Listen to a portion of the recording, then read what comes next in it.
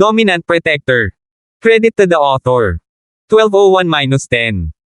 Ang mga pangalan po na nandito ay galing sa mga name generator. Kaya kung meron man pagkakatulad sa mga pangalan ng totoong tao o lugar, ito ay tunay na hindi sinasadya. Ano ang sinasabi nito? Kumunat ang noo ni Jimmy, peke ba ito ni House Charlton noong nakaraan? Nagpanggap si Terence na nasugatan at niloko tayo. Hindi. Kinaway-kaway ni Benny ang kanyang mga kamay, posible ang sinabi mo, ngunit hindi malamang. Si Pablo ay isang abalang tao, bakit niya tayo haharapin ng napakatagal kung gumaling si Terence? Mayroon ba siyang ganoong kalaking libreng oras? At ano ang mga benepisyong naidulot nito sa kanya? Wala siyang nakuhang anuman. Wala talagang pagkakaiba kung si Terence ay umalis ng maaga o huli. Kung sasabihin mo iyan. Makatwiran. Tumango si Jimmy at muling nagtanong, ibig sabihin ba nito ay makaka-recover agad si Terence? Oo, kaya ipinapalagay ko na marahil ay sinabi ni Terence kay Pablo na bagamat siya ay nasugatan, siya ay gagaling sa lalong madaling panahon. Kaya naman hindi natakot si Pablo sa amin. Sumang-ayon si Benny, ito ang tanging posibilidad sa likod ng kumpiyansa ni Pablo. Kung gayon, ano ang dapat nating gawin ngayon? Sinabi ni Jimmy, ngayong parehong na-hospital ang mga master mula sa house pits, wala na tayong magagawang banta kay Pablo. Maaari muna nating pag-usapan ang ating mga kasosyo sa negosyo at tingnan kung makokontrol at mapipressure natin ang Pablo Industries sa pamamagitan ng stocks. Hanggat bibigyan natin ng sapat na kita ang house pits, naniniwala akong lalabas ang kanilang mga amo para sa atin pagkatapos nilang mabawi. Sinabi ni Benny, ngunit syempre, kailangan nating bigyan sila ng kita. Ma'am, tama din yan. Gawin natin yan. Narinig ito ni Jimmy at gumaan ang pakiramdam. Sa ospital, nakilala ni Terence si Claire, isang medyo maselang babae. Bagamat hindi siya malapit sa Josephine, Miss at iba pa, medyo maganda siya. Kung talagang pakakasalan niya si Galton, maswerte si Galton. Masasabi niyang si Claire ay isang batang babae na gumaganap lamang ng sarili niyang bahagi at mukhang tahimik. Claire, ito ang boss ko. Maaari mo ring tawaging boss. Dinala ni Galton si Terence sa silid ni Myra at ipinakilala si Terence kay Claire. Hello, boss? Magalang na tumango si Claire kay Terence. Kung titingnan mula sa paraan ng pananamit ni Terence, wala siyang simpleng aura ni Galton, siya ba talaga ang amo ni Galton? Ngumiti si Terence, hello. Dapat ba nating tingnan muna ang mga sugat ng iyong ina? Okay. Mabilis na tumabi si Claire at hinayaan si Terence na dumaan, na ikinagulat ni Myra. Bagamat narinig niya mula kay Galton na nagsabi na ang kanyang amo ay isang himalang doktor at kayang pagalingin ang kanyang binti, ngunit naghinala siya dahil mukhang bata pa si Terence. Nakagawa ka na ba ng anumang x-ray? Tingnan ko muna, tumingin si Terence sa binti ni Myra ngunit natatakpan ng plaster ang binti nito, dahilan para hindi siya makakita ng anuman. Namin. Tumango si Claire, mayroon ang tatay ko, pumunta siya para kumuha tayo ng pagkain. Tatawagan ko siya ngayon. Huwag magmadali, dapat ay bumalik siya kaagad kung bumili lang siya ng pagkain. Winagayway ni Terence ang kanyang kamay at tinanong si Mrs. Myra, Tita, ano ang nararamdaman mo ngayon? Masakit ba? Oo nga, masakit sa lahat ng oras na ito. Sabi ng doktor, ang mga buto ay putol-putol, paanong hindi masakit? Napabuntong hininga si Myra, anak, kung mahirap, huwag kang mag-alala. Gawin mo lang ang makakaya mo, inihanda ko na ang sarili ko. Haha, tingnan natin kapag nakita ko muna ang x-ray. Ngumiti si Terence, huwag kang mag-alala, tita, dahil ikaw ang nakatatanda ni Galton, at marahil ang kanyang biyenan, ipapatayo kitang muli kahit gaano pa kahirap ito. Medyo malayo ang aming bayan dito, paano ka makakarating kung ganito ang iyong paa? May mga bundok kami doon at medyo masaya, gagawin namin si Galton na manghuli ng mga mababanges na hayop para sa iyo. Habang nag-uusap si Terence, itinuro niya ang relasyon ni Galton at Claire. Malinaw din niyang ipinahiwatig kung nasaan ang bayan ni Galton, na isang babala sa pamilya York at Claire noon pa man. Bagamat si Galton ay isang tapat na tao, hindi siya tanga. Narinig niya ang mga salita ni Terence at nagpasalamat kay Terence dahil alam niyang tinutulungan siya ni Terence. Pasensya na sa abala sa iyo. Narinig ni Myra ang mga salita ni Terence at nakahinga ng maluwag. Kung sinabi iyon ni Terence, nangangahulugan ito na sigurado siyang malulunasan niya ito. Kilalang-kilala ni Myra ang personalidad ni Galton at alam niya na hindi siya nagsasalita ng malaki. Ang kanyang boss ay dapat ding isang tuwid na tao, o hindi niya tatawaging boss si Terence. Narinig ni Claire ang mga salita ni Terence at namula. Bagamat pareho silang may nararamdaman para sa isa't isa, ngunit hindi nila sinira ang manipis na harang sa pagitan nila. Ngayong sinabi ito ni Terence, nahihiyang ibinaba ni Claire ang kanyang ulo at hindi nang ahas na tumingin kay Galton. Gayunpaman, natuwa si Claire nang marinig ng kanyang ina ang mga salita ni Terence. Ibig sabihin ay pumayag siya na makasama siya ni Galton. Maya-maya, pumasok si Randy na may hawak na ilang lunchbox at nagulat siya nang makita si Terence doon. Tito York, ito ang amo ko, si Terence, narito siya para tingnan ang pinsala ni tita. Ipinakilala ni Galton si Terence kay Randy, Uncle York, nasaan ang X-rays? Gustong makita ni boss. Hello. Mabilis na tumango si Randy kay Terence at magalang na sumagot, kukunin ko sila ngayon, mangyaring maghintay ng ilang sandali. Hindi nagduda si Randy sa kabataan ni Terence. Si Galton ay isang matatag na tao at hindi siya gagawa ng anumang bagay na hindi mapagkakatiwalaan. Bagamat nagulat siya na makontak niya si Terence, malinaw na hindi ito ang oras para tanungin iyon sa ngayon. Ibinalik ni Randy ang X-ray at ipinasa kay Terence, inilabas ni Terence at pinag-aralan itong mabuti. Ang buong binti ay nagkapira-piraso, na ang ibig sabihin ay kinagat ng leon ang buong binti. Bagamat ito ay pinagsama-sama, hindi maiiwasan na may isang bahagi na mawawala. Kahit na ito ay ganap na gumaling, siya ay mapipilya. Kung hindi ito gumaling, mahihirapan siyang tumayo. Gusto ni Terence na gamitin ang gamot sa pinsala kasama ng acupuncture, ngunit mukhang hindi ito magiging epektibo. Pagkatapos ng lahat, isang piraso ng buto ay nawawala, gamot at acupuncture ay hindi ayusin iyon. Ngunit sa kabutihang palad ay nasugatan lamang siya ng ilang sandali at hindi pa ito tuluyang gumaling. Maaaring gamitin ni Terence ang kanyang enerhiya para pagalingin ang mga sugat ni Myra. Kung maghihintay sila hanggang sa ganap na gumaling ang kanyang mga sugat, hindi ito maaayos ni Terence kahit na ginamit niya ang kanyang purong enerhiya. Matapos itong ganap na gumaling, maaari lamang silang mapalitan sa pamamagitan ng mga medek at iba ito sa mga sariwang sugat. Katulad ng nerve system ni na Mr. Duran at Jorelai, gumaling sila pagkatapos ng pinsala at hindi ito naayos ni Terence kahit na may purong enerhiya, maaari lamang niyang subukang ayusin ito sa pamamagitan ng gamot. 1202. Kaya ko itong gamutin, ngunit kailangan kong basagin ang plaster sa iyong binti, ayos lang ba? Tumingin si Terence kay Mrs. Myra at nagtanong. Yes. Of course you can. Nag-alinlangan sandali si Myra bago tumango. Bagamat hindi niya alam kung paano gagamutin ni Terence ang kanyang binti, ngunit pumayag siya, iniisip na walang gagawing masama si Terence. Kinabahan din si Claire. Ang paraan ng paggamit ni Terence ay tila kakaiba at kailangan pa niyang basagin ang plaster. Hindi ba kailangan nilang gumamit ng plaster para gumaling ng mga belang buto?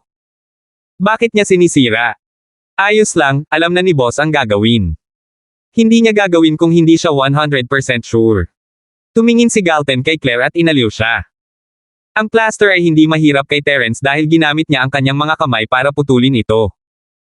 Hindi nagtagal, naputol niya ang karamihan ng plaster sa binti ni Myra. Sa oras na ito, pumasok ang doktor na nakashift at ang kanyang ekspresyon ay nagbago ng husto nang makita niyang sinira ni Terence ang plaster. Ikaw. Anong ginagawa mo? Paggamot.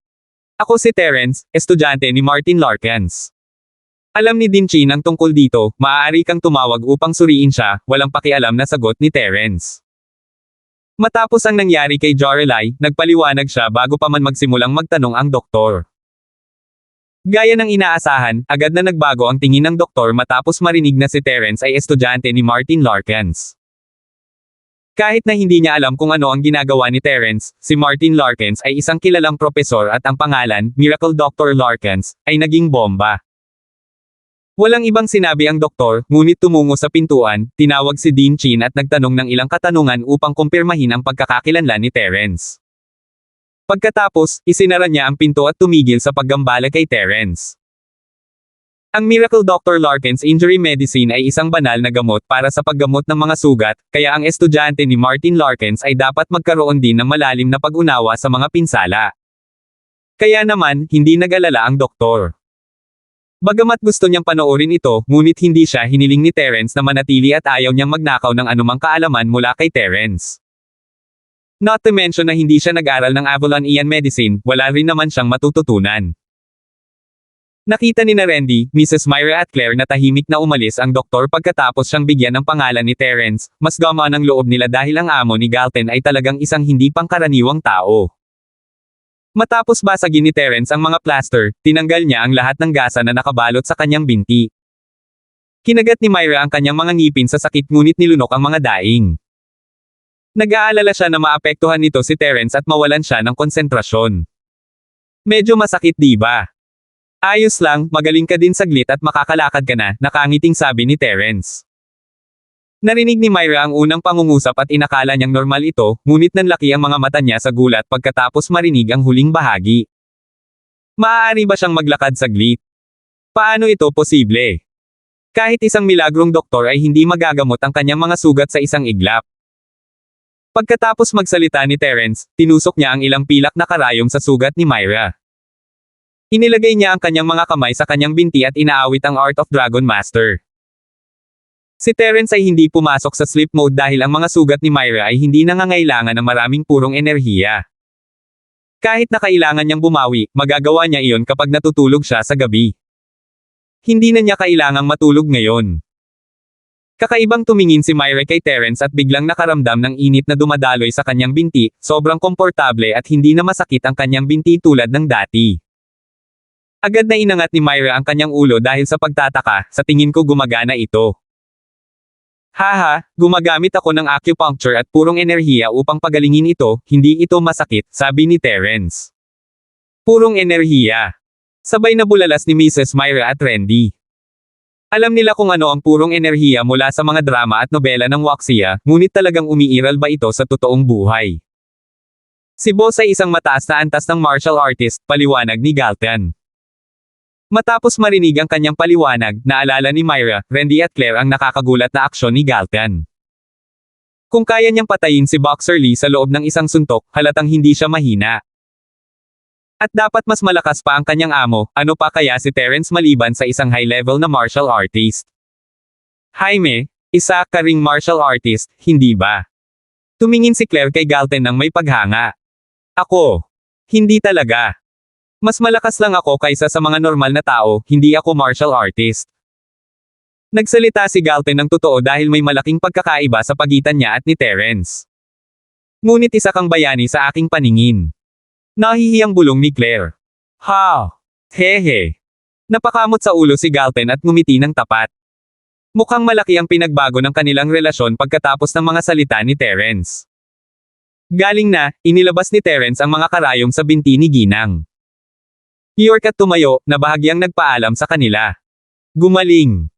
Nagulat si Myra, gayon din sina Randy, Claire at maging si Galton. Hindi nila akalain na magtatagal lang para sabihin ni Terence na gumaling na ito. Maging si Galton ay nabigla. Kahit na si Old Linford ay isang kilalang doktor sa nayon, ngunit tumagal siya ng hindi bababa sa 10 araw hanggang kalahating buwan upang pagalingin ang isang pinsala sa binti. Ang pagpapagaling sa binti ng isang tao sa loob lamang ng kalahating oras ay isang bagay na hindi pa nila narinig. Tita, bumaba ka na at mag-ehersisyo saglit. Siguradong nasusuka ka sa pagkakahiga ng maraming araw, di ba? Ngumiti si Terence kay Myra. Ay! May gustong sabihin si Myra, ngunit sinulyapan niya ang kanyang binti at napagtanto na wala nang natitirang sugat dito. Ang kanyang balat ay kasing putla ng dati na walang anumang galos. Sa wakas ay naramdaman ni Myra na wala ng sakit. Napahawak si Myra at hindi makapagsalita, ang binti ko. Ang binti ko. Nay, ano pong sakit ng paa mo? Mabilis na lumapit si Claire ngunit nagulat siya sa pagiyak at tinakpan ang kanyang bibig ng kanyang mga kamay pagkatapos makita ang binti ng kanyang ina, nako. Sinundan siya ni Randy at Galton, nanlaki ang kanilang mga mata sa gulat matapos makitang tuluyan ang nawala ang mga sugat. Nakita ni Myra ang nakakagulat na pagbabago sa kanyang binti at naging mas kumpiyansa. Nipatikip siya ng ngipin habang umayos ng upo at bumaba sa kama.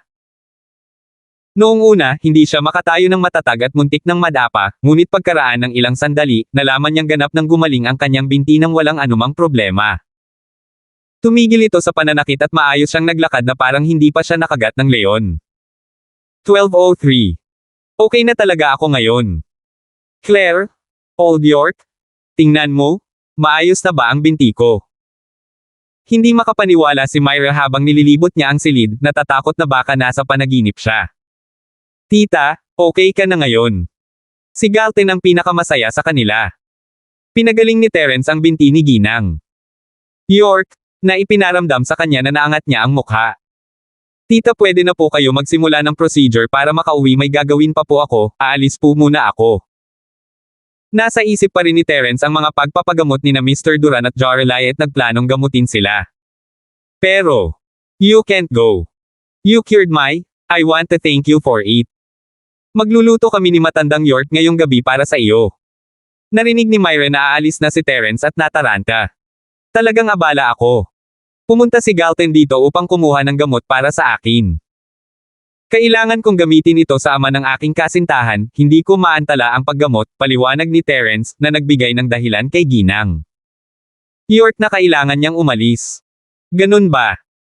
Narinig ni Myra ang mga salita ni Terence at hindi niya ito hiniling na manatili gaya ng inaasahan niya. Nagmamadali si Terence sa pagpapagamot sa ama ng kanyang kasintahan, paano niya ito mapipigilan? Katulad ng kung paano nagmamadali si Galten na hilingin kay Terence na gamutin siya, nagmamadali din siya. Ngunit sa pagkaalam na si Terence ang unang dumating dito, si Myra ay labis na naantig. Mukhang si Terence ay tinatrato ng mabuti si Galten na parang isang kapatid. Na si Claire ay makakahanap ng isang mabuting tao at isang kuya na tulad nito ay ang swerte nila ni Galten. Haha, tita, di ba sabi ko na? Kasama si Galten dito, hindi na kami stranger. Boss ako ni Galten, at kuya din ako ni Claire. Huwag kang masyadong magalang sa akin, sabay tayong kakain pagdating ng pagkakataon. Tumawa si Terence. Sige, kung sasabihin mo, hindi kita itatago dito. Kapag libre ka, sabihin mo at ipaghahanda kita ng masarap na pagkain. Mabilis na sabi ni Mrs. Myra.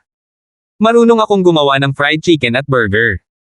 Ngumiti si Claire at idinagdag, kuya, pumunta ka sa aming lugar at ipagluluto kita. Naisip ni Claire na ang kuya ay isang magandang paraan para tugunan siya. Okay, ngunit mayroon akong dalawang batang babae na maaaring gusto din, isasama ko sila kapag libre kami. Ngumiti si Terence. Mga batang babae. Huminto si Claire. Mga kaibigan sila ni boss. Isa sa kanila ang maliit niyang asawa. Paliwanag ni Galten. Nakilala niya noon sina Cheryl at Yasi, kasing ganda ng mga diwata. Maliit na asawa. Si Claire ay nalilito. Mali niya itong naintindihan. Ito ay isang babae na mahilig manggulo. Nagbibiro siya at naniwala siya, mapait na ngumiti si Terence. Ganun ba? Tumanggaw si Claire at hindi na nagtanong pa. Wala sa kanya kung may maliit na asawa o wala si Terence, ayos lang basta maayos ang relasyon nila ni Galten. Sa wakas ay umalis si Terence sa silid pagkatapos ng pagpapahalaga ni na Randy at Mr. York. Ang doktor na pumasok noon para mag-check ay katatapos lang ng kanyang patrol at babalik na sana sa kanyang opisina nang makita niya si Myra na naglalakad palabas ng kanyang silid, pinapanood si Terence na umalis. Pakiramdam ng doktor ay tinamaan siya ng kidlat.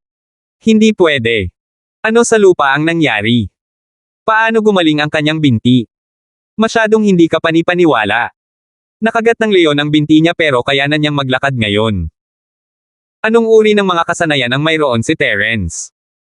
Umalis si Terence sa silid at pumunta sa silid ni Josiah, ngunit nalaman niyang walang ibang tao doon maliban sa isang nurse na naglilinis.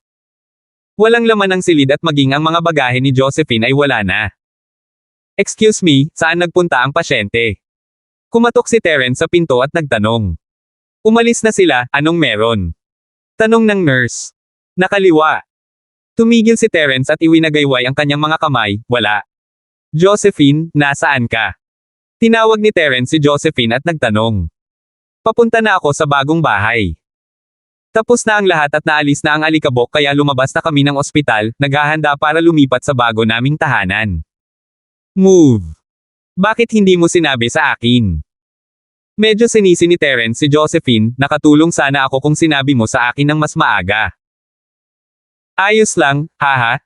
Tumawa si Josephine, lilipat din ang pamilya ni Jorelyn gayon, humiram si Jacob ng kotse kay Fatty Boy kaya nagpa siya kaming lumipat ng magkasama. Ganun ba? Tumango si Terence habang natutuwa siyang marinig na may sasakyan sila. Josephine, magagamot ko na ang binti ni Uncle Tang. May dala akong gamot, dapat ba akong pumunta sa bago mong bahay ngayon? Talaga? Kaya mo bang gamutin? Natuwa si Josephine, okay, halika sa bago nating lugar, malapit na tayo. Okay. Tumawa si Terence at ibinaba ang tawag. Pagkatapos tawagan si Josephine, dinal niya ang numero ni Jacob. Boss, nasaan ka? Wala ka pa rin. Kinuha ni Jacob at nalilitong tanong. Wala pa ako. Bakit hindi mo sinabi sa akin na lilipat ang pamilya ni Josephine ngayon? Tanong pabalik ni Terence. Ha? Hindi mo alam. Nagulat si Jacob. Paano ko malalaman kung hindi mo sasabihin sa akin? Hindi alam ni Terence kung dapat ba siyang tumawa o umiyak. Ako. Akala ko sasabihin sa iyo ni Josephine. Paano ko malalaman na hindi niya sasabihin sa iyo ang tungkol dito? Mapait na tumawa si Jacob, boss, hindi ko kasalanan. Ayos lang, gusto ko lang sabihin sa iyo na dalhin mo si Jorelie sa lugar ni Josephine. May gamot ako sa paa niya, gagamutin ko si Uncle Duran para magamot din natin siya, sabi ni Terence. Talaga? Boss, maraming salamat. Nakaramdam ng init ang puso ni Jacob matapos marinig ang kanyang mga salita. Laging iniisip ni Terence ang pinsala ni Jorelie at labis siyang naantig. Bagaman, walang pakialam si Jacob kung talagang baldado si Jorelie o hindi, mamahalin niya ito kahit na baldado pa ito habang buhay. Matapos ipaalam sa kanya ang tungkol sa magandang balita, tuwang-tuwa siyang tumalon. Niyakap niya si Jorelie na nakatayo sa kanya at hindi man lang makapagsalita dahil sa excitement. Ano? Anong ginagawa mo? Nagulat si Jorelie sa biglaang pagkilos ni Jacob. Nandoon pa rin ang mga magulang niya pero napakatapang niya, anong ginagawa niya? Bagaman kinumpirma ng kanyang mga magulang ang kanyang relasyon, ngunit hindi nararapat na kumilos ng malapit sa harap ng kanyang mga magulang. Jorelie, may gamot na si boss, gagaling na ang paa mo at makakalakad ka na parang normal na tao. Walang pakialam si Jacob. Tuwang-tuwa siyang niyakap at sumigaw. 12:04.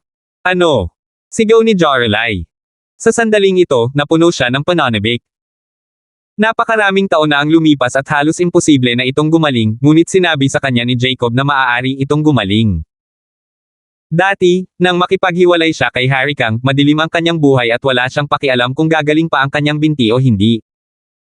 Ngunit pagkatapos niyang makipag-date kay Jacob, palagi siyang umiiyak mag-isa sa gabi sa kabila ng hindi niya sinasabi. Gaano siya katanga? Nadurog siya ng kotse para sa isang masamang tao at naging baldado. Ngayon naisip niya muli, hindi siya karapat-dapat at masama ang loob niya para kay Jacob. Ang katotohanan na hindi na siya birhen ay nakonsensya na siya at mas lalong sumama ang pakiramdam niya nang siya ay naging baldado dahil kay Kang Xiaoming. Naisip niya na hindi siya sapat para kay Jacob at sinisi niya ang sarili. Habang pinapakita ni Jacob na wala siyang pakialam, lalo siyang nanlumo at halos naging masakit na bahagi ito sa kanyang puso. Ngunit sa sandaling ito, sinabi ni Jacob na may pag-asa pa ang kanyang binti. Hindi maniniwala si Jorelie kung ito ay lumabas sa bibig ng ibang tao, ngunit sinabi ito ni Terence, sinabi ito ng amo ni Jacob. At naniwala si Jorelie. Noong una, sa piging ni Miracle Dr. Kang, binigyan siya ni Terence at si Jacob ng lakas ng loob na tumayo sa harap ng pamilya ni Harry sa unang pagkakataon. Kasunod nito, unti-unting natamo ni Jacob ang kanyang sariling negosyo, ang kanyang katayuan, at nagmamay-ari sila ng bahay at yumaman. Lahat ay lahat salamat kay Terence. Ang amo ng manliligaw niya.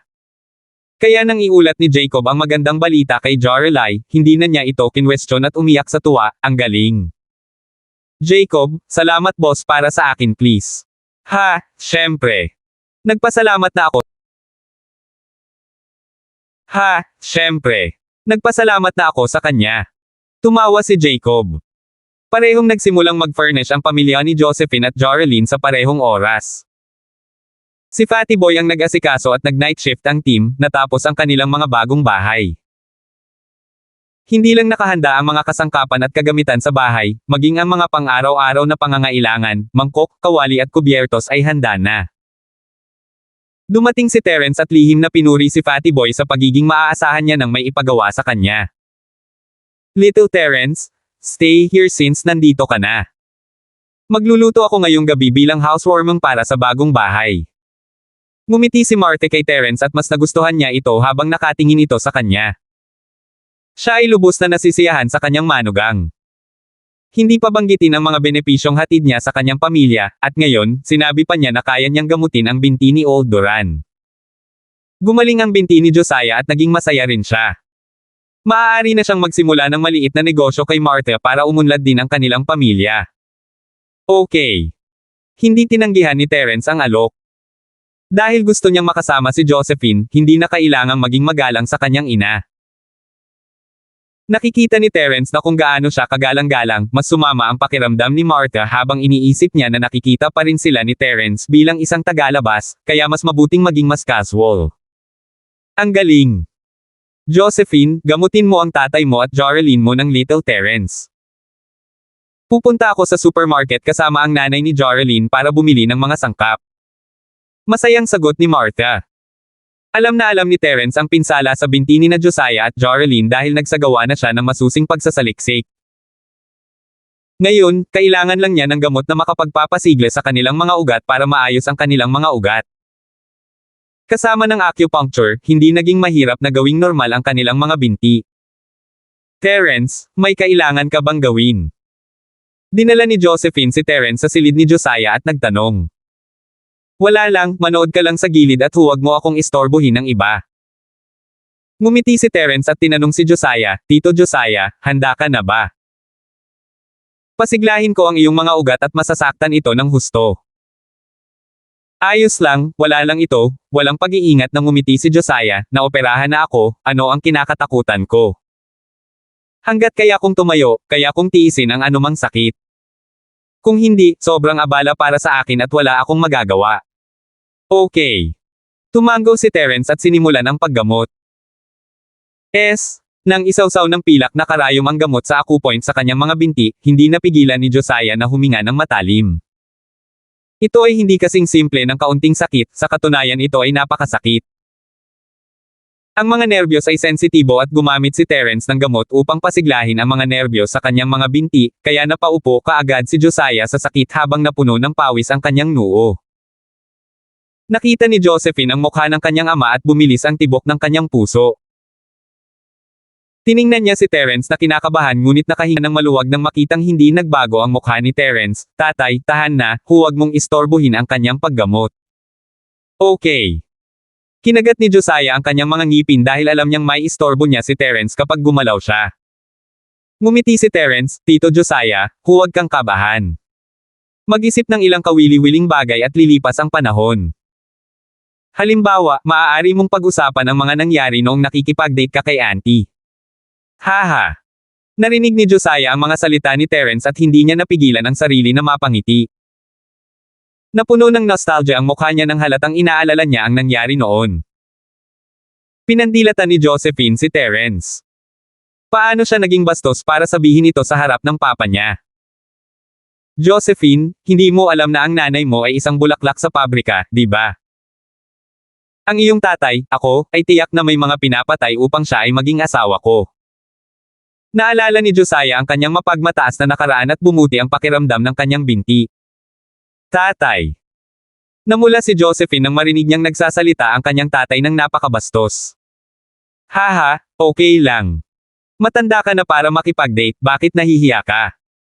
Ngumisi si Josiah at walang ingat na sumagot, pero Josephine, mas maganda ka kaysa sa nanay mo. Tatay. Ang mukha ni Josephine ay naging madilim. Siyempre. Tiyo Tang, si Josephine din ang pinakamaganda sa aming paaralan. Mayroon din akong sapat na kakayahan para makipag-date sa kanya. Walang kahihiyang nagyabang si Terence. Ha! Nagulat si Josephine at halos madapa. Ano bang pinagsasabi niya? Paano siya naging masungit? Nagtaas ng kilay si Josephine at pipigilan siya sa pagmamayabang. Ngunit tumawa si Josiah, oo, mayroon ka ring mga kasanayan. Si Josephine ay may mataas na pamantayan at kung hindi, hindi kanya magugustuhan ng husto. Dad, kailan pa ako naging desperado? Nanlaki ang mga mata ni Josephine at hindi alam kung tatawa o iiyak. Huling beses mong hindi naintindihan na hindi ka nagusto ni Little Terence, hindi ka ba umiyak? Tumawa si Josephine. Naging madilim ang mukha ni Josephine. Paano niya na-expose iyon? Bagamat alam ni Terence na labis siyang nabalisa, iba kung sasabihin ito ng kanyang ama. Saan niya kaya ilalagay ang mukha niya? 12:05. Tay, ako. Lalabas muna ako. Lumingon si Josephine. Ngunit ngumisi si Terence at binawi ang lahat ng karayom sa mga binti ni Josiah. Sige, Tiyo Tang, gusto mo bang subukang maglakad? Tapos na ba? Nagulat si Josiah. Si Terence ay nakikipag-usap sa kanya at ginulo siya, at bago niya ito namalayan, natapos na ang paggamot at hindi na nagdusa si Josiah. Sa wakas ay naunawaan ni Josephine na ang pagbibiro ni Terence kay tatay ay upang tulungan siyang mabawasan ang paghihirap sa pamamagitan ng pag-abala sa kanya. Hindi na niya sinisi si Terence pero nakakahiya na. Bumangon si Josiah sa kama at handang maglakad sa silid. Kung tutuusin, mabagal na siyang maglakad. Bagamat baldado siya, pero mabagal ang paglalakad ay ayos lang. Pero sa pagkakataong ito, muntik na siyang matamba pagkababa niya sa kama. Tatay. Tumalon si Josiah at mabilis na ay nalalayan si Josiah. Naguguluhang tanong niya, Tay, ano ang problema? Hindi ba nasugatan ang kaliwang paa mo? Bakit parang baldado rin ang kanang paa mo? Hindi ko alam. Hindi rin alam ni Josiah kung ano ang nangyari. Bago ang kanyang kaliwang paa ay baldado, ngayon ang kanyang kanang binti ay naninigas. Inilipat ba ni Terence ang pinsala mula sa kanyang kaliwa papunta sa kanang binti? Tinulungan ni Josephine si Josiah na gumawa ng ilang hakbang, ngunit hindi pa rin gumagana ang isang paa niya. Kung hindi siya tinulungan ni Josephine, bumagsak na sana siya sa lupa. Tito Josiah, hindi mo pa iniisip ang iyong sarili bilang isang normal na tao sa iyong puso. Tumingin si Terence at tumawa, naglakad ka na parang baldado ang kaliwang paa mo, pero ngayong normal na ang dalawang paa mo, sobrang lakas ang ginagamit mo sa isang binti at wala sa kabilang paa, syempre hindi ka makakalakad ng maayos.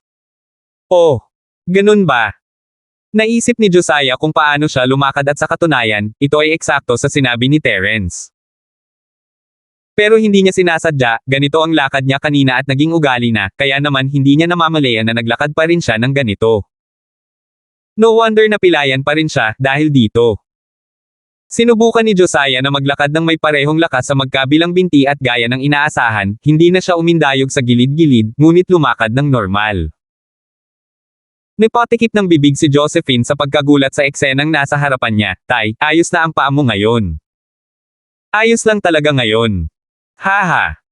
Si Josiah ay humakbang pa at masayang tumawa, ito ay gumaling na. Siyempre. Kailangan mo lang maging masanay na maglakad ng normal ulit, ngumiti si Terence, Josephine, Tere na, dapat nandito na si Joralyn. Pumunta muna sina Jacob at Joralyn sa kinaroroonan ni Joralyn para ilagay ang mga gamit bago pumunta dito. Naghihintay sila sa sala at hindi sila inistorbo dahil alam nilang ginagamot ni Terence ang binti ni Josiah. Bumukas ang pinto ng kwarto, naglakad si Terence sa harap habang si Josiah at Josephine ay nasa likod. Bagamat mabagal na lumakad si Josiah, hindi na niya kailangan pang hawakan ni Josephine ang kanyang braso. Gayunpaman, si Josephine ay nag-aalala pa rin na siya ay mahulog at mababantayan sa kanyang tabi. Ngunit kahit na ganoon, nabigla sina Jacob at Joralyn. Ang sugat sa binti ni Josiah ay mas malala pa kaysa kay Joralyn, siya ang tipong nakahiga lang sa kama. Ngunit habang naglalakad siya ng hakbang-hakbang, sa wakas ay nakakalakad na rin siya. Tumayo si Jacob at mukhang nasa sabik siya, Uncle Tang, congratulations. Ang iyong binti ay gumaling na. Oo, gumaling na. Sa wakas makakalakad na ulit ako. Haha. Tunay na masaya si Josiah at ipinagmamalaki niya ang pagkakaroon ng manugang na katulad ni Terence. Ang kanyang pamilya ay isang mahirap na pamilya na naninirahan sa isang barong-barong, ngunit ngayon ay naging mas mahusay ang kanilang antas ng pamumuhay salamat kay Terence. Ang pangunahing bagay ay ang lubos na pagpapahalaga ni Terence sa kanyang anak, ito ang pinakanakaaaliw na bagay sa kanya. Ang excitement ni Jacob ay excitement para kay Joralyn. Kung gumaling ang binti ni Josiah, magiging ganoon din ang binti ni Joralyn. Jacob, dalhin si Joralyn sa kwarto, nakita ni Terence ang kanyang pananibik at ngumiti. Boss! Hindi ba dapat magpahinga ka muna saglit? Bagamat nagmamadali si Jacob, ngunit tiyak na pagod siya, malamang na magpahinga muna siya. Ayos lang. Hindi ka makapaghintay, di ba? Tumawa si Terence. Haha. Hindi naman. Nahihiya si Jacob ngunit dinala si Jorelyn sa kwarto. Tito Josiah, magsanay ka muna ng dahan-dahan, gagamutin ko muna si Jorelyn. Sinabi ni Terence kay Josiah. Sige. Huwag kang mag-alala sa akin, gamutin mo si Jorelyn. Naglakad-lakad si Josiah saglit at unti-unting nahawakan ang pamamaraan habang siya ay naging mas maliksi. Ngunit pagkatapos ng lahat, ang mga binti na ito ay sa kanya at mas madaling kontrolin. Nang walang masyadong practice, nakakalakad na siya ng maayos. Nakinabang din siya sa recovery training mula noon. Bagamat baldado, sinanay pa rin niya ang mga kalamnan sa kanyang mga binti at naging pamilyar dito. Pumasok si Terence sa kwarto, tumingin kay Jorelyn at nahihirapang magdesisyon. Karamihan sa mga ugat sa binti ay nasa mga hita. Hindi niya ito pinansin nang pretuhin niya si Josiah na pareho silang lalaki. Maaaring panatilihin ni Josiah ang kanyang damit na panloob at walang masyadong mate itago sa harap ni Terence at ng kanyang anak na babae. Pero iba si Jorelyn. Siya ay isang babae at hindi siya masyadong malapit kay Terence, mahirap para sa kanya na magsuot lamang ng panloob sa harap ni Terence. Boss, anong problema? Nakita ni Jacob si Terence na sumimangot at naisip na pagod na si Terence. Mabilis niyang suhestyon, boss, magpahinga ka muna saglit, ayos lang. May gamot ka na at matatagalan lang magamot siya. Walang pagmamadali. Hindi, Jacob, hindi mo ako naiintindihan. Kinaway-kaway ni Terence ang kanyang mga kamay, kailangan niyang habarin ang kanyang pantalon para sa paggamot na tanging pangilalim na damit na lang ang natitira. Babae si Jorelyn, hindi ba nakakaabala para sa kanya? Boss, nag-aalala ka ba dyan? Ayos lang. Ikaw ang doktor at si Jorelyn ang pasyente. Sa harap ng doktor, ayos lang na nakahubad at naka-undergarment. Tunay na sumagot si Jacob, boss, nagtitiwala ako sa iyo at gayon din kay Josephine, ang aking magandang hipag ay nakatingin sa gilid, alam kong wala kang ibang iniisip kay Jorelyn. 1206Q. Jacob, ano ang pinagsasabi mo? Narinig ni Terence ang mga salita ni Jacob at tumawa, hindi ko iniisip kung ano ang mararamdaman mo, ngunit nag-aalala ako na nahihiya si Jorelyn na gawin iyon. Walang silbi ang sinabi mo. Hindi rin alam ni Josephine kung ano ang sasabihin. Natural na alam niya na hindi magkakaroon ng maruming pag-iisip si Terence kay Jorelyn. Narinig niya na nang gamutin ni Terence ang sakit ni Pablo, siya ay ganap na hubad. Gayunpaman, walang ginawa si Terence kay Cheryl, paano niya magkakaroon ng ganoong klaseng pag-iisip kay Jorelyn. Kaya naman, nagtiwala si Josephine kay Terence at nilingan niya si Jorelyn, Jorelyn N, gusto mo bang tulungan kitang habarin ang iyong pantalon? Okay. Tumango si Jorelyn. Bagamat siya ay medyo nahihiya, ngunit alam niya na kailangan ni Terence na gawin iyon dahil sa mabait na intensyon at hindi siya magkakaroon ng maruming pag-iisip. Siya ay wala kong ikukumpara kay Josephine at si Josephine ay nasa tabi nila, si Terence ay magiging bulag kung mag-iisip tungkol sa kanya. Habang siya ay nagmumuni-muni, hindi na siya nakaramdam ng hiya habang kinakalas niya ang kanyang sinturon at tinulungan siya ni Josephine na habarin ang kanyang pantalon.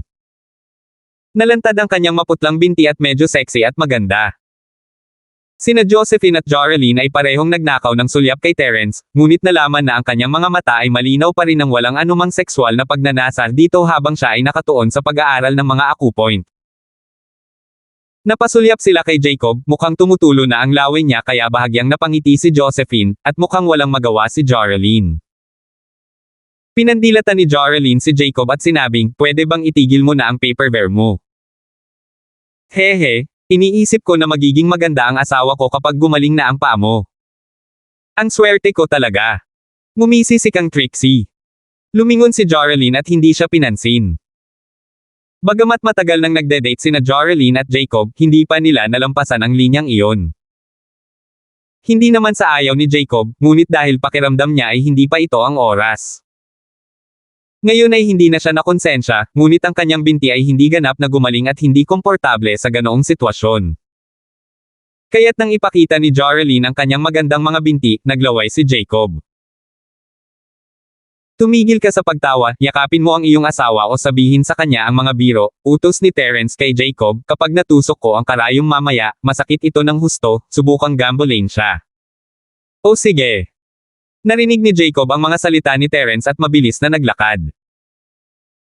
Niyakap niya si Joralyn at nagsimulang magbiro. Noong unang panahon, may isang taong tinatawag na Leandro. Na-inlove siya sa magandang babae sa klase niya, si Cheryl. Nagsimulang sabihin sa kanya ni Jacob ang nangyari kay Leandro. Nangyari ang lahat sa klase niya at hindi ito malalaman ni Joralyn. Gayunpaman, hindi pa nakapag-high school si Joralyn at natutuwa siya sa kwento. Mabilis na tinusok ni Terence ang mga karayom at napangit ang mukha ni Joralyn sa sakit. Gayunpaman, medyo na-distract siya ni Jacob at ang paggamot ay nagpatuloy ng maayos. Maraming chismis tungkol kay Terence sa paaralan, ngunit dati, hindi gusto ni Josephine si Terence at kahit na ayaw sa kanya, wala siyang pakialam sa mga chismis na iyon. Ngayong nililigawan niya si Terence, nanatiling low profile si Terence at nabawasan ang mga chismis tungkol sa kanya. Kaya hindi talaga alam ni Josephine na umihi si Terence sa ulo ni Leandro at ng iba, at ang maluwalhating pakikipaglaban kay Hey Bro sa oras ng ehersisyo. Ngayong muling ibinalik ni Jacob ang mga kwento, maging si Josephine ay natawa sa gilid. Hindi ko alam na si Leandro ay hindi pinalad.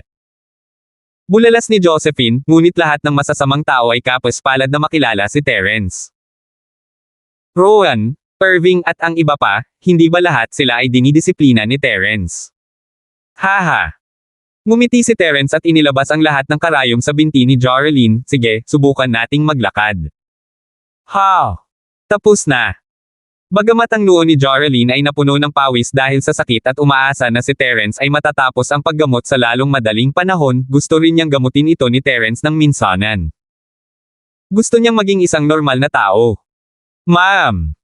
Jacob, tulungan mo siya. Suportahan mo siya para hindi siya madapa. Paghikayat ni Terence. Katatapos lang ng sentence ni Terence at tumunog ang phone niya. Kinuha ni Terence ang kanyang telepono at nagulat siya sa caller's ID. Galing kay Thomas ang tawag, bakit siya tinawagan sa ganitong oras? Kumusta, Tio Feng? Mabilis na kinuha ni Terence. Little Terence, nasaan ka na? Si Trixie ay nahimatay muli. Maaari ka bang pumunta dito sa lalong madaling panahon? Sinabi ng mga doktor dito na nagawa na nila ang kanilang makakaya. Iba ang boses ni Thomas na puno ng kalungkutan at gulat. Ha? Nasaan siya? Nagulat si Terence. Bagamat alam niyang malapit na ang araw, hindi niya alam na darating ang araw ng ganoon kaga. Nasa apartment niya ako, pwede ka bang sumama? Ipapadala ko si Little Lee para sunduin ka. Kinakabahang tanong ni Thomas. Ayos lang, susugod ako ngayon. Tio Fane? Huwag kang magpanik, maya-maya lang, ayos lang. Binaba ni Terence ang tawag at pinagkunot ang kanyang mga kilay. Kahit na inaliw niya si Thomas na magiging maayos si Trixie, ngunit sa katunayan, hindi siya sigurado tungkol dito. Terence, anong problema? Anong nangyari? Nakita ni Josephine ang pagbabago ng ekspresyon ni Terence at mabilis na nagtanong. Boss, anong problema? Tanong din ni Jacob. Nawala na naman ng malay si Trixie, gusto niyang pumunta ako at tingnan, sabi ni Terence, Josephine, tulungan mo akong sabihin kay tita na hindi ako magdi-dinner dito. Paumanhin mo, kailangan ko munang umalis. Teka, sasama ako sayo. Narinig ni Josephine ang mga salita ni Terence at bumilis ang tibok ng kanyang puso, nag-aalala rin siya na mamamatay si Trixie. Pero, okay. Nakita ni Terence ang pag-aalala sa mga mata ni Josephine at alam niyang hindi niya ito pinik. Talagang nag-aalala siya para kay Trixie. Normally speaking, a majority of girls would be happy to know that the girl who likes their boyfriend is dead. Why would they care? Gayunpaman, iba si Josephine. Talagang nag-aalala si Josephine kay Trixie tulad ng kung gaano siya nag-alala noong nalasan si Cheryl. Hindi niya ito ginawang peke dahil siya ay tunay na nagmamalasakit. Naisip ni Terence na siya ay sapat na mapalad na magkaroon ng isang mapagbigay at mabait na kasintahan. Boss, pupunta rin ako. Medyo maganda ang relasyon ni Jacob kay Trixie. Noong unang hinabol ni Trixie si Terence, tinulungan pa niya ito sa mga plano. Ngayong narinig niyang nahimatay si Trixie, gusto na rin niyang bumisita. Stay here with Joralyn. Kakagaling lang ng paa niya, dapat kasama mo siya maglakad. Pupunta kami ni Josephine. Tinanggihan ni Terence si Jacob. Alam niya na sa pagkakataong ito, hindi nang hihina si Trixie gaya ng dati, ngunit malapit na siyang mamatay. Kaya naman, mas maraming tao ang hindi magpapadali sa pagkakataong ito. 12:07. Sige. Tumango si Jacob at hindi na nagsalita pa, alam niyang kailangan niyang makinig sa mga salita ni Terence. Umalis sila sa kwarto, mabilis na sinabi ni Josephine sa kanyang tatay at tumakbo pababa kasama si Terence. Bumaba sila sa hagdan at sumakay sa kotse bago huminga ng malalim si Josephine. Terence, may iligtas mo si Trixie, tama ba? Hindi pa ako sigurado, kailangan kong tingnan ang kalagayan niya. Mapait na ngumiti si Terence. Narinig ni Josephine ang mga salita ni Terence at tumahimik. Paanong hindi niya maintindihan ang sinabi nito? Ang ibig sabihin ni Terence ay hindi siya sigurado na may iligtas niya siya. Kung si Terence ay nasa kamay niya, tulad noong unang ipinangako ni Terence na gagamutin ang binti ng kanyang ama, buo siyang nagsalita at nangako na mapapagaling niya ito, ngunit ngayon ay sinabi ni Terence na kailangan niyang tingnan muna si Trixie. Alam ni Josephine na si Trixie ay seryosong nasa panganib sa pagkakataong ito. Mabilis na nagmaneho si Terence at dumaan sa ilang pulang ilaw, pagdating sa residential district ni Trixie sa lalong madaling panahon. Sina Terence at Josephine ay hain pamilyar dito at pagkatapos ng parking, si Terence ay tumakbo patungo sa apartment ni Trixie. Binuksan ni Thomas ang pinto na mukhang haggard, nagtanong si Terence sa takot, kumusta siya, Tio Feng? Ito ang pangunahing doktor ni Trixie, si Head Lane. Head Lane? Pakisabi kay Little Terence ang tungkol sa sitwasyon ni Trixie. Inutusan ni Thomas ang isang doktor na nakaputi na nakatayo malapit sa kanya. Okay, Mr. Feng. Tumango si Head Lane. Bagamat hindi niya alam ang ginawa ni Terence, ngunit alam niya ang pagkakakilanlan ni Thomas. Wala siyang itinago at nagulat, Sir, biglang naulit ang sakit ni Miss Feng. Ginawa namin ang lahat ng aming makakaya ngunit lahat ng pamamaraan ay walang silbi.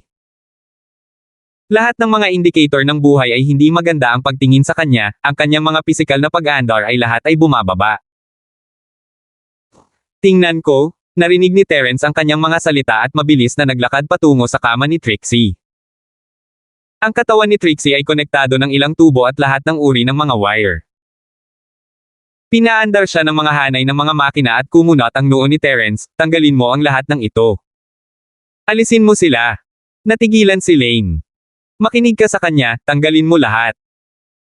Bagamat hindi alam ni Thomas kung ano ang ibig sabihin ni Terence, ngunit dahil may iligtas siya ni Terence sa huling pagkakataon, nangangahulugan iyon na kailangan din niyang iligtas siya sa pagkakataong ito. Kaya naman, kailangan lang nilang makinig sa kanyang mga utos. Okay, Mr. Feng. Narinig ni Head Lane ang pagsang-ayon ni Thomas at sinimulang tanggalin ang mga wire at tubo na konektado kay Trixie kasama ang iba pang mga nurse. Nakita ni Josephine si Trixie na nakahiga sa kama na napakaputla ng mukha at nakaramdam ng pagkabalisa. Bagamat alam niyang darating ang araw na ito, nakaramdam siya ng sama ng loob nang mangyari iyon sa kanyang mga mata. Terence, maaari mo ba siyang tulungan? Nakikiusap ako sa iyo. Tumingin si Josephine kay Trixie na hindi makayanang makita ito. Matapos makipag-ugnayan sa kanya sa nakalipas na panahon, itinuring na niya si Trixie bilang isang mabuting kaibigan at kung may mangyari sa kanya, malulungkot si Josephine. Ang pakiusap ni Josephine ay nagulat kay Thomas. Hindi ito alam ng iba at inakala nilang matalik na magkaibigan sina Josephine at Trixie, makatwirang mag-alala siya, ngunit alam ni Thomas na magkaribal sila sa pag-ibig. Kahit na si Josephine ang malaking asawa at si Trixie ang maliit na asawa, ayon sa pangako, walang sino man ang magnanais na magkaroon ng maliit na asawa, tama ba? Ngunit nag-aalala si Josephine para kay Trixie. Hindi siya mukhang nagkukunwari. Sino si Thomas? Isang espesyal na ahente.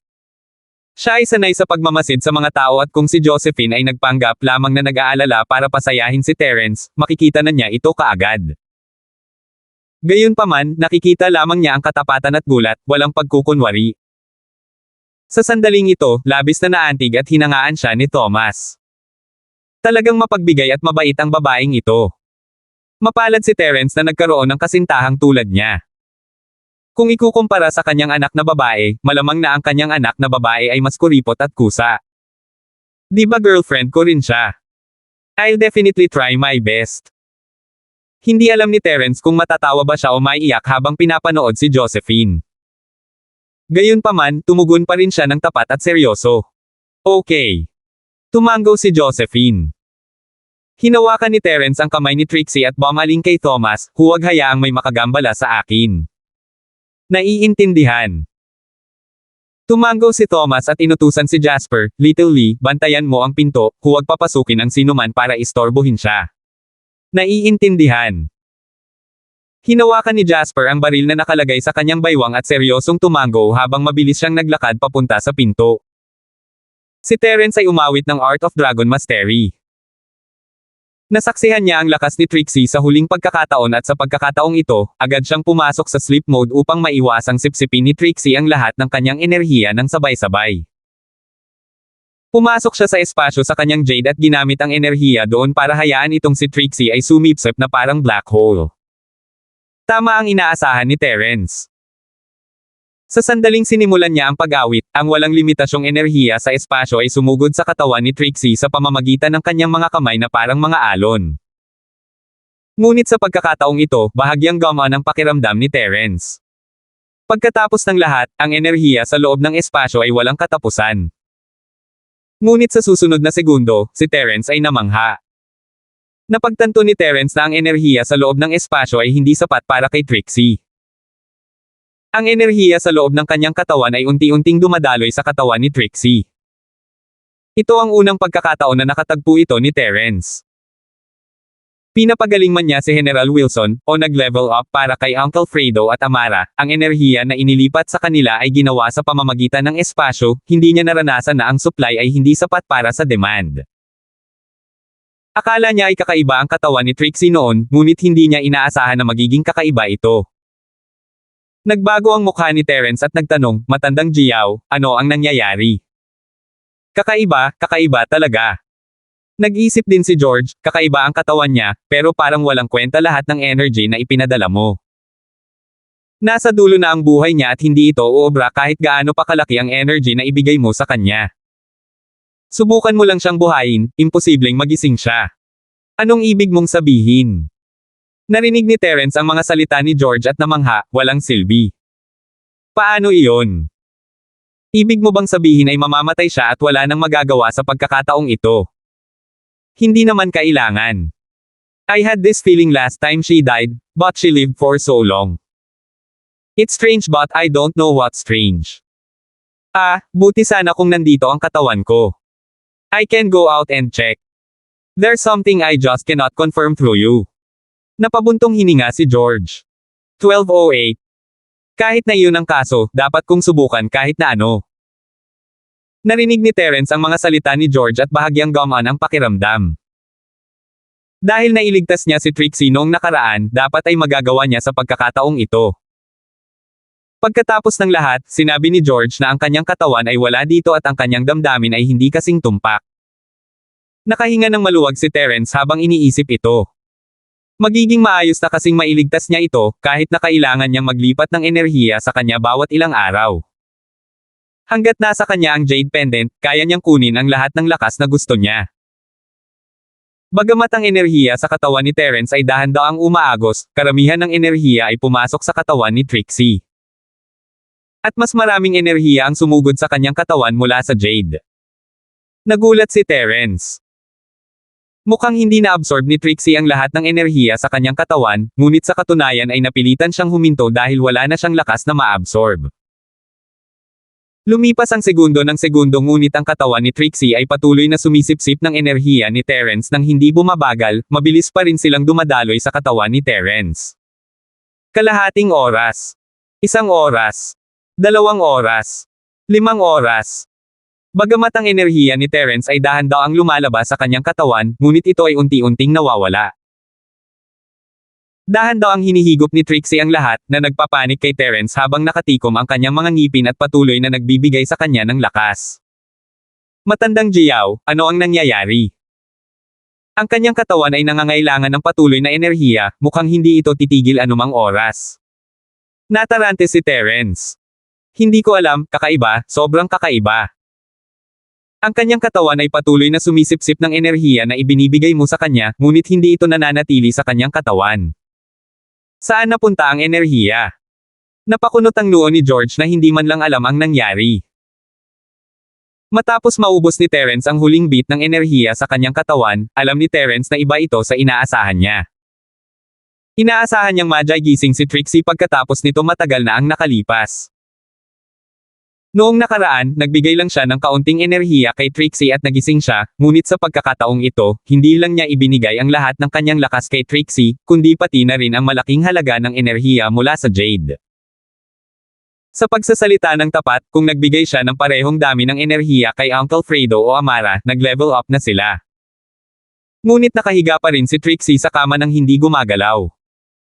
Bagamat nasa sleep cultivation mode si Terence, nararamdaman niya kung ano ang nangyayari sa katotohanan, si Trixie ay wala pa ring malay. Hindi sinasadya ni Terence na huminto sa pag-awit dahil hindi ito nakakatulong sa kanya na maglipat ng enerhiya sa kanya. Ang lahat ng kanyang purong enerhiya ay napunta sa katawan ni Trixie at wala na siyang natitira.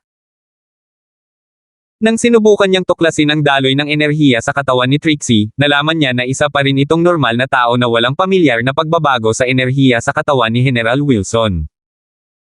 Inihinto ni Terence ang pag-awit at biglang huminto ang paglipat ng enerhiya. Hindi ma-absorb ni Trixie ang sariling dalisay na enerhiya ni Terence at sa makatuwid ay tumigil sa pagsipsip ng enerhiya. Wala nang oras si Terence para makarecover muna dahil nasa apurahang sitwasyon si Trixie. Maaari siyang maghintay ng ilang sandali upang makabawi dahil hindi ito makakaapekto sa kanya ng ilang sandali. Binuksan ni Terence ang kanyang mga mata, sina Josephine at Thomas na pinagmamasdan ng mabuti ang kanyang mukha ay parehong humakbang pasulong at sabay-sabay na nagtanong, kumusta siya? Kakaiba. Ayon sa huling pagkakataon, bumalik sa normal si Trixie pagkatapos kong maglipat ng purong enerhiya sa kanya, ngunit sa pagkakataong ito ay ibinigay ko ang lahat ng lakas ko sa kanya ngunit hindi ito epektibo. Mapait na ngumiti si Terence. Hindi siya naglakas loob na sabihin sa kanila ang tungkol sa espasyo sa Jade Pendant dahil ito ay isang bagay na hindi niya dapat sabihin sa iba ng madali. Kaya naman, binanggit lamang ni Terence ang kanyang sarili at kahit na ganoon, nabigla na si Thomas. Ano? Ibinigay mo ang lahat ng purong enerhiya mo kay Trixie. Nanlaki ang mga mata ni Thomas. Oo, ngumiti si Terence. Hindi niya pinigilan ang kanyang kapangyarihan at nagsimulang umawit ng Art of Dragon Mastery, ang pinakamaliit na dami ng purong enerhiya sa hangin ay nagsimulang magbago. Malinaw na naramdaman ito ni Thomas at napagtanto na wala na talagang kapangyarihan si Terence. Maliban sa bahagyang mas malakas na daloy ng purong enerhiya kumpara sa mga ordinaryong tao, wala nang iba pa. Ikaw. Nawala ang iyong kapangyarihan. Nawala ang iyong kapangyarihan para kay Trixie. Hindi makapaniwalang tumingin si Thomas kay Terence. Si Thomas ay isa ring cultivator at alam niya kung gaano ito kahalaga sa isang cultivator. Sinubukan ni Terence na iligtas si Trixie at nawala ang lahat ng kanyang kapangyarihan, gaano ba sila kalapit para magawa niya iyon? Tanong ni Thomas sa sarili at alam niyang gagawin niya ito dahil ama niya ito. At ang pagmamahal ng isang ama ay napakalaki at dakila. Ngunit sino si Terence? Bakit gagawin iyon ni Terence? Dahil lang naging girlfriend niya si Trixie ng ilang araw. Hindi naman sila masyadong close para magawa niya ito para sa kanya, di ba? Maaari kong mabawi ang mga ito, Theophane, huwag kang mag-alala tungkol dyan. Kinaway-kaway ni Terence ang kanyang mga kamay, kailangan mo muna siyang isipin.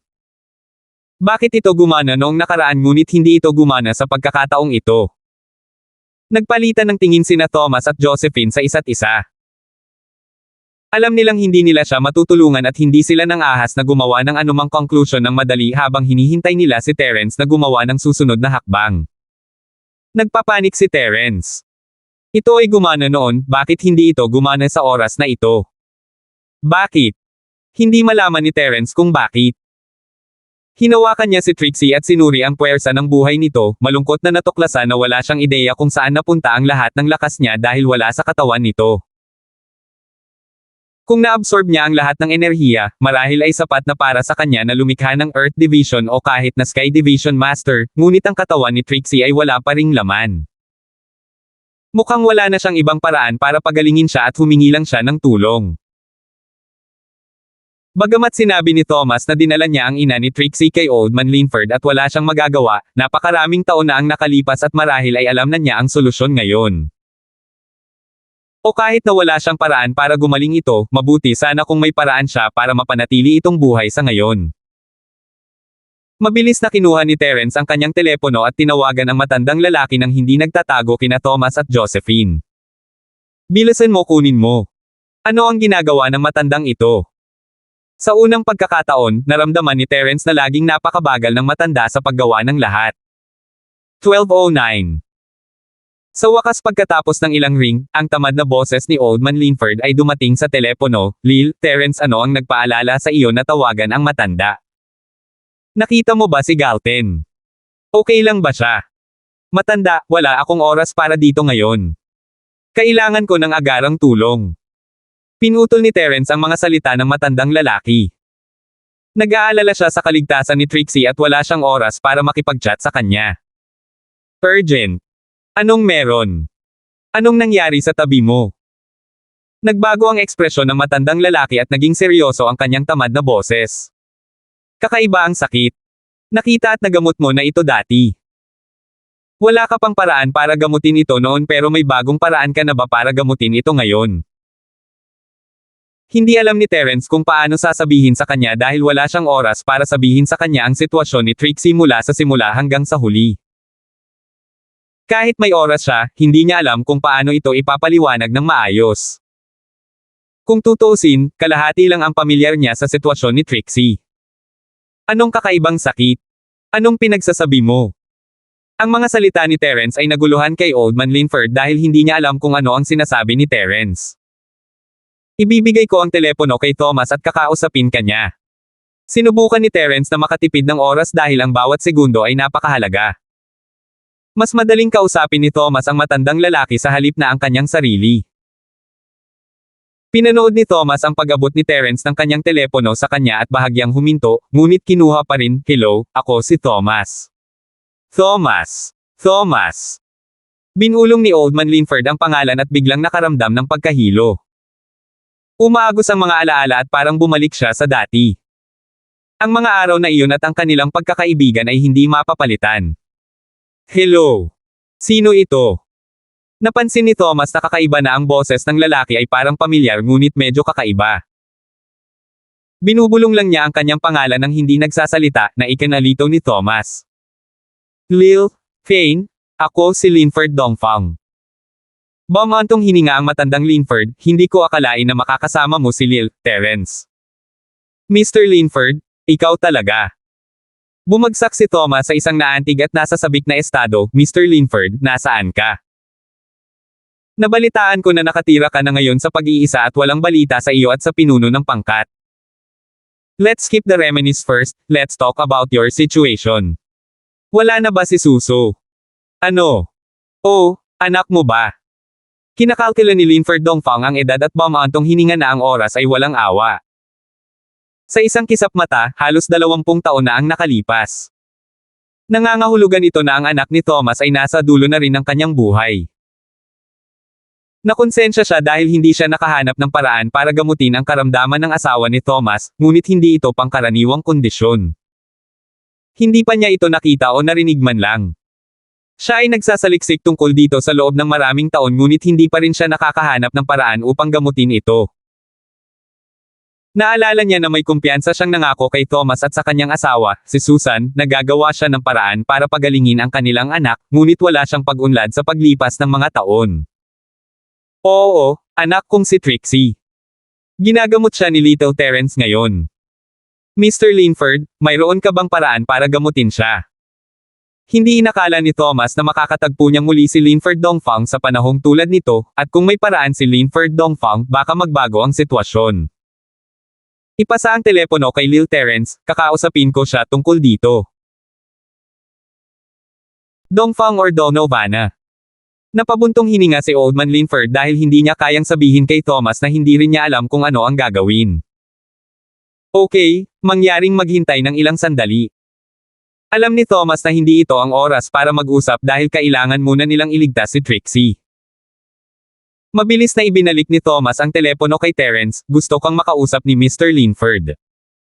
Matanda, ano ang sasabihin mo? Alam mo kung ano ito ngayon, di ba?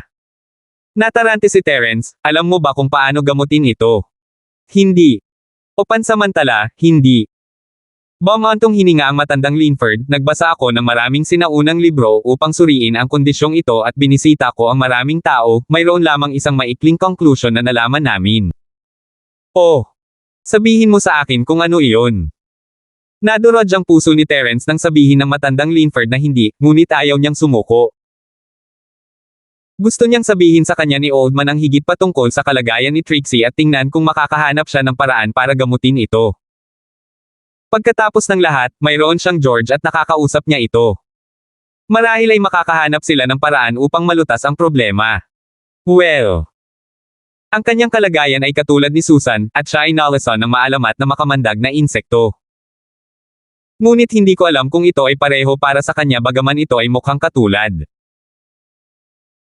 Sumagot ang matandang Linford, nagpunta ako upang bisitahin ang bayan ni Susan, ginawa ko rin kay Thomas na ibigay sa akin ang puno ng pamilya ni Susan sa pamamagitan ng tanggapan ng investigasyon at nakakita ako ng problema. Susan. Anong problema? Mabilis na tanong ni Terence. Si Susan ay asawa ni Thomas, sabi ng matandang Linford, ang ninuno ni Susan ay isang tagapagtanggol ng sekta tulad ng mataas na saserdote. Ang lahat ng kanyang mga ninuno ay mga tagapagtanggol ngunit hindi alam kung bakit, ang kanyang linya ay sumanga palayo sa kanyang orihinal na sekta, o marahil ang kanyang sangay ay nawala. Nawalan sila ng kanilang pag-iisip na paraan ng paglilinang upang gabayan ang enerhiya ng yin mula sa kanilang katawan. Terence and Energy. Hindi alam ni Terence na may ganoong kwento sa likod nito at nagulat siya, ano ang dapat kong gawin ngayon? Matanda, ano ang ibig mong sabihin na pansamantalang walang solusyon? Ibig bang sabihin ay maaari pa itong gamutin? Oo.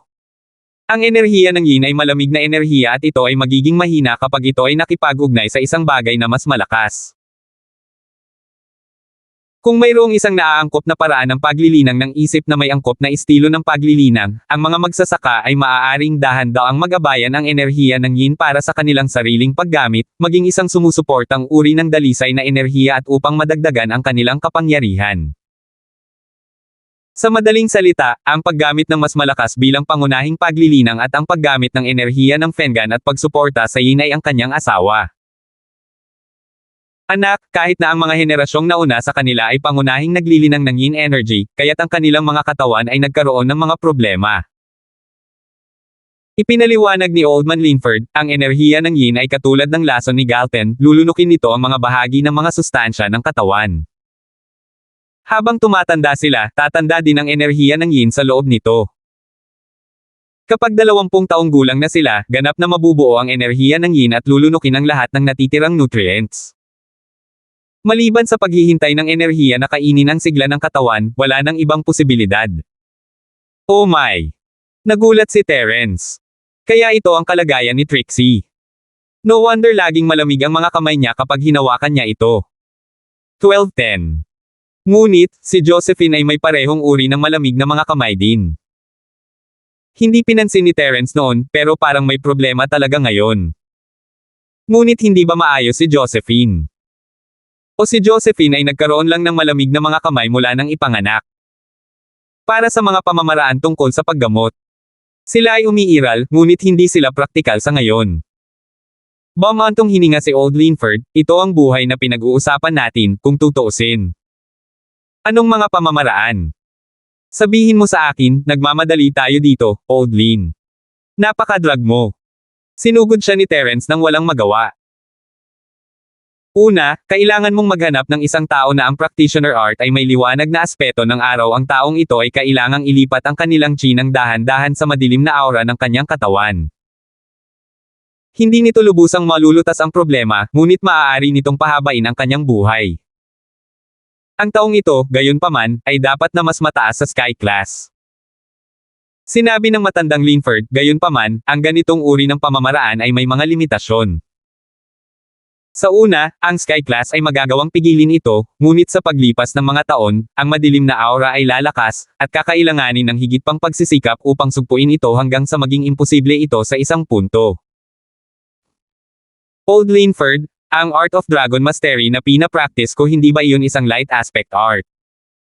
Kung gayon ang chiko ay dapat na gumana kay Trixie, tama. Naalala ni Terence na sa unang pagkakataon na ginamit niya ang kanyang chi sa kanya ay naging epektibo ito. Bakit hindi ito gumana sa pangalawang pagkakataon? May na-miss ba siya?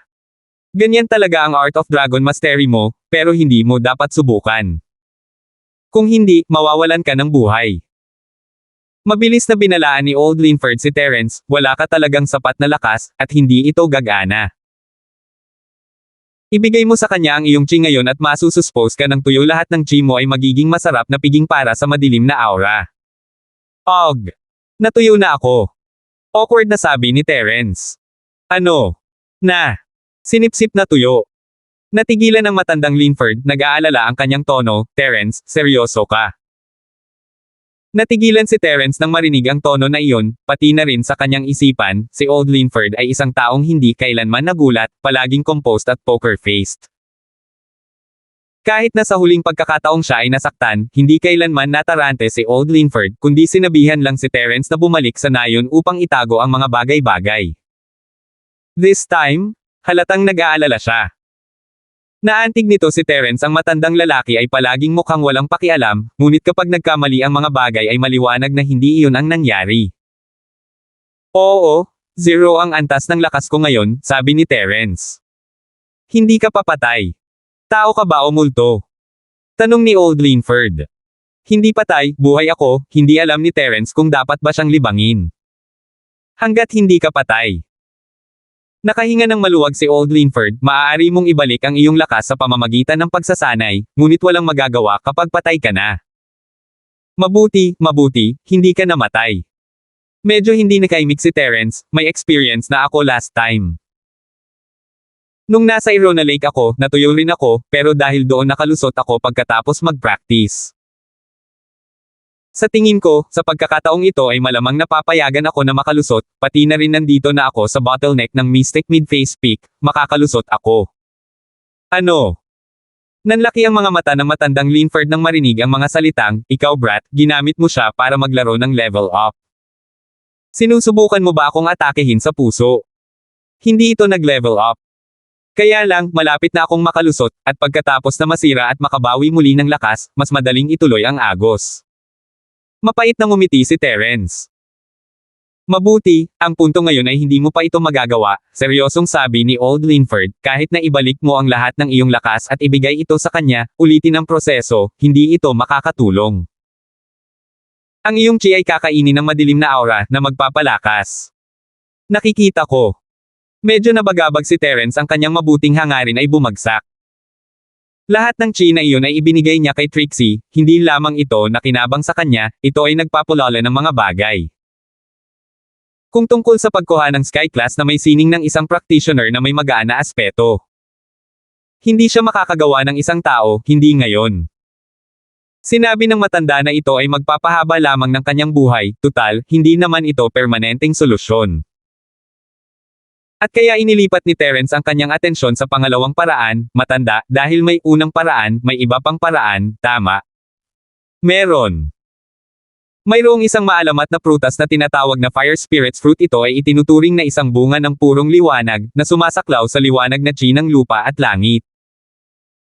Isang tumulong at ito ay magpipigil sa madilim na aura sa loob ng higit sa 10 taon. Siyempre, ito ay nag-iiba depende sa tao.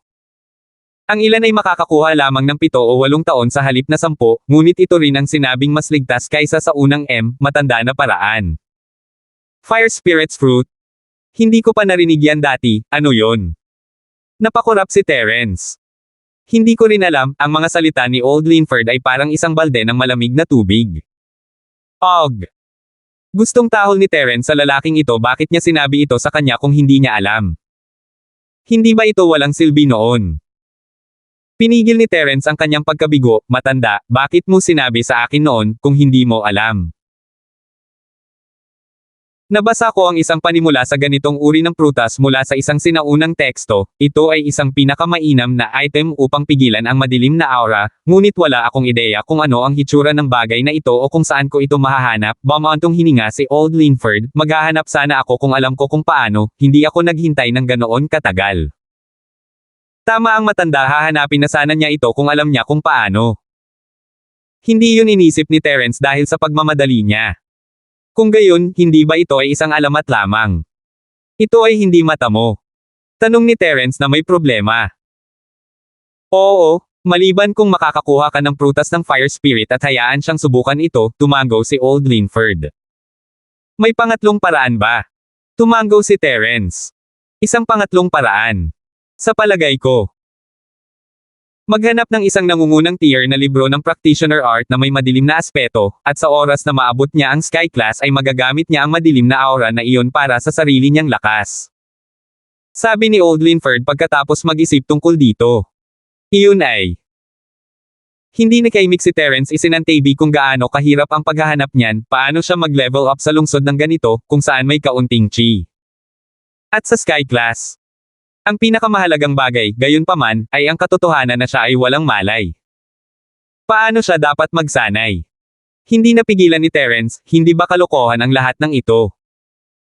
Ito ay kalokohan, sinabi ko sa simula, wala akong magagawa. Napabuntong hininga si Old Linford. Salamat po at sinamahan ninyo ako, ingat lagi mga master.